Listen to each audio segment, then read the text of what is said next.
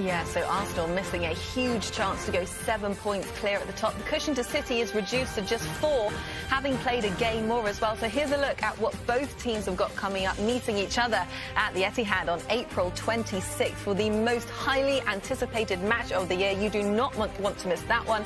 City with a few more fixtures than Arsenal, as they're still alive in 2 other competitions, the Champions League and the FA Cup. Such drama over the last couple of days. It's going to be a great match this afternoon, but let's stick with the title race, because what we saw unfold over the weekend, Arsenal dropping more points after last weekend as well. How concerned are you? Where are your thoughts right now in this part of the season? I've always said that Arsenal are having an incredible season. I've always felt that Manchester City were going to be the team to come through eventually and win the league. And when I look at both teams, what's given them, you know, the ability this season to stretch the games out as they have done, as in terms of the results, has been control. And you look at both games at the weekend, Manchester City, they went 2-0 up after 13 minutes, controlled the game all the way through. You've then got Arsenal at West Ham, they're 2-0 up after 10 minutes. They lost control of the game, and that's the difference. And I think you can put a lot of it down to, initially, earlier on in the season, you looked at the young players for Arsenal. They weren't feeling the pressure.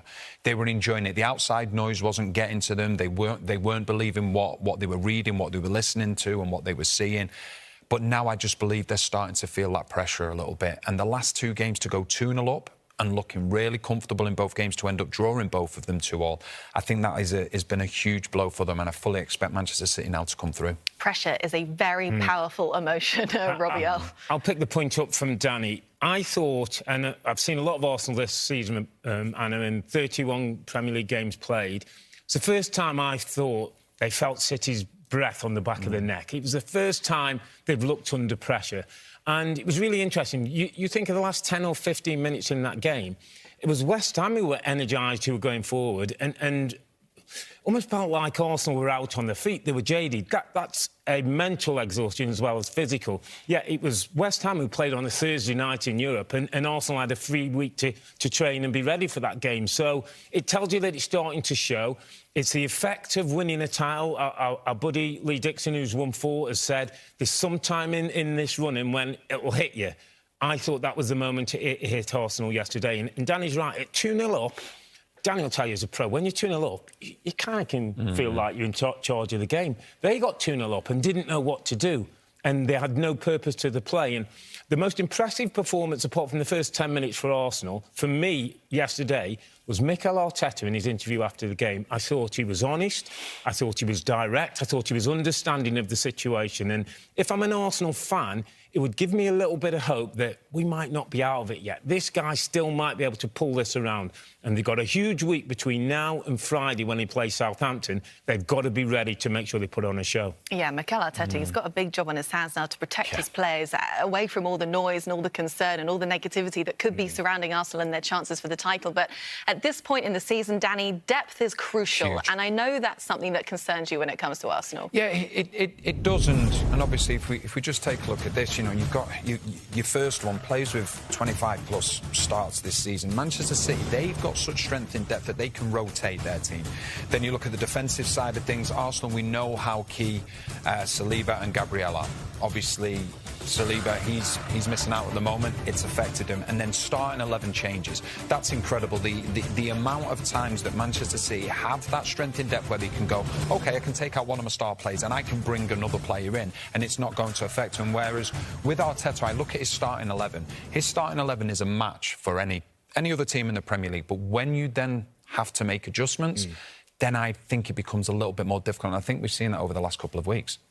Absolutely. And you look at this Arsenal team, and the questions were, some of these young players have never been there, Anna. We don't know how they were going to react. This is their first time on the rodeo, and we've seen a disappointment. But they're not out of it yet. And there's 2 things I always think of when you get to this time of season in a title running.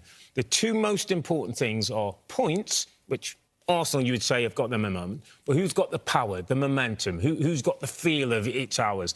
And I would say Man City have that right now. Now, we're coming into the Southampton game on Friday for Arsenal, and then the biggest game of the season next Wednesday at the Etihad, Arsenal going to Manchester City. That could be the title decider.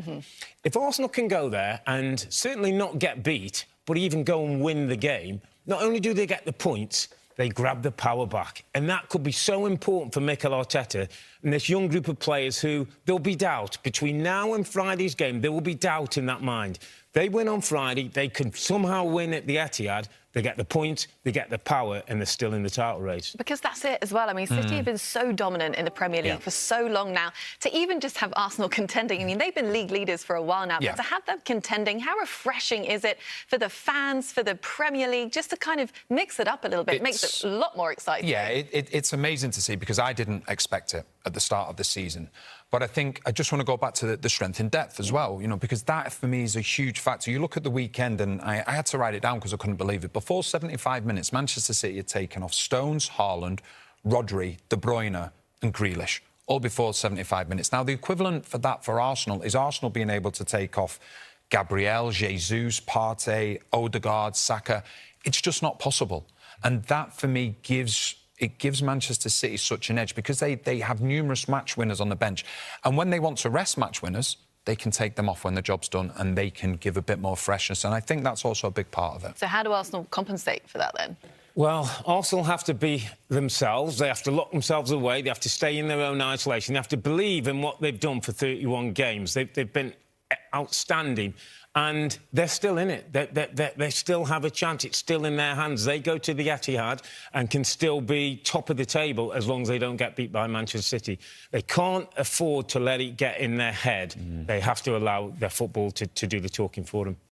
Hi there, I'm Rebecca Lowe, studio host for NBC's coverage of the Premier League. Don't forget to hit subscribe to watch more videos all season long. For even more Premier League content, from original series to live matches, head over to Peacock and be sure to tune in for Premier League mornings every weekend on USA Network and on Peacock. We will see you over there.